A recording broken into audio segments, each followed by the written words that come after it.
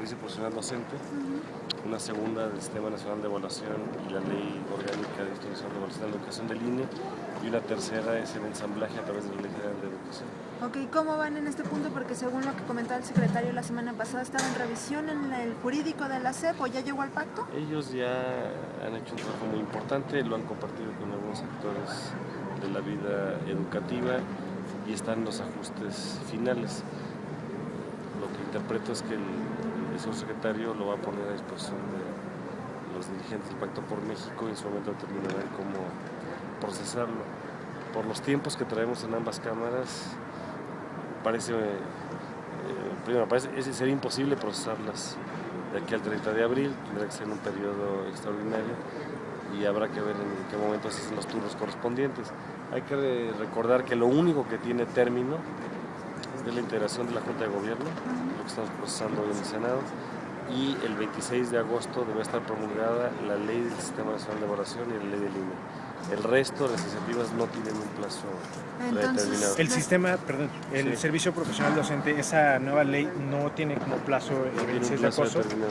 Es muy importante desde luego, pero no tiene plazo. Lo único que tiene plazo es la Ley del Sistema Nacional de Evaluación y el INE, que debe estar promulgada más tarde el 26 de agosto.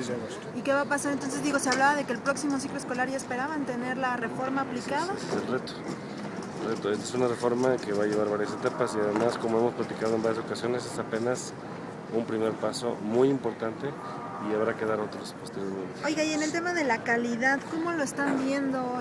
Porque se habla mucho, pero los mismos investigadores que hoy vinieron a esta pasarela, por llamarla de alguna manera, han planteado que no se tiene definido qué es la calidad. Nadie sabe a ciencia cierta qué es la calidad de la educación. Bueno, hay muchos marcos teóricos en relación a la calidad y no se debe ver de manera aislada. Tenemos que ver una calidad que busque equidad, que busque pertinencia, que busque el máximo de cobertura, que atienda a la identidad nacional y que promueva sobre todo todos los valores de la mexicanidad y la cultura universal. Entonces, en efecto, no hay una sola definición universalmente aceptada de calidad.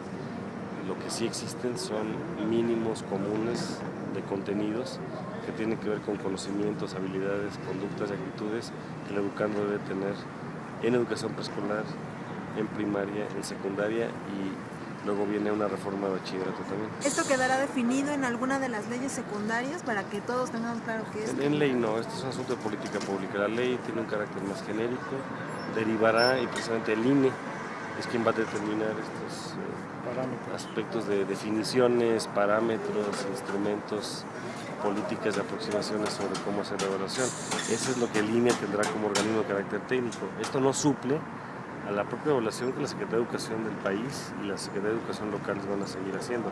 Solo que a nombre del Estado mexicano será el órgano rector que va a determinar estos criterios, parámetros e instrumentos. Senador, al mandar la Secretaría de Educación Pública las iniciativas de ley al Pacto por México, ¿esto quiere decir que cuando las envíe el pacto al Senado ya vendrán cabildeadas?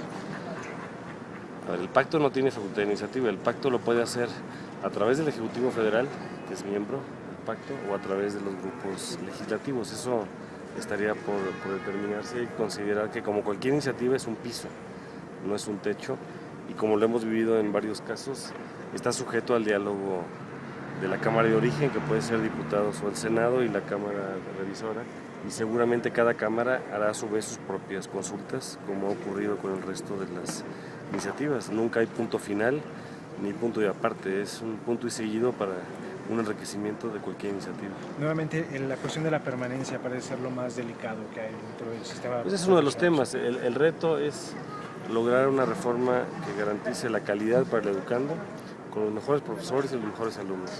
Y que se entienda que el espíritu de la reforma es promover y estimular a los profesores, no es ir contra el profesorado. Pero hay un sector, no hablemos de porcentajes, hay un sector de profesores que tienen áreas de oportunidad grandísimas. ¿Sí?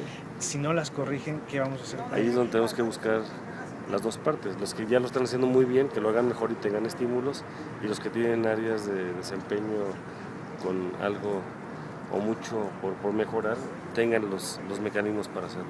Puede ser más formación, reubicación de tareas, segundas o terceras oportunidades para pasar la evaluación. Y en este tema de la evaluación justamente, entonces, ¿cómo lo estarían pensando? Porque la semana pasada incluso alguna de las investigadoras que vino hoy Sí.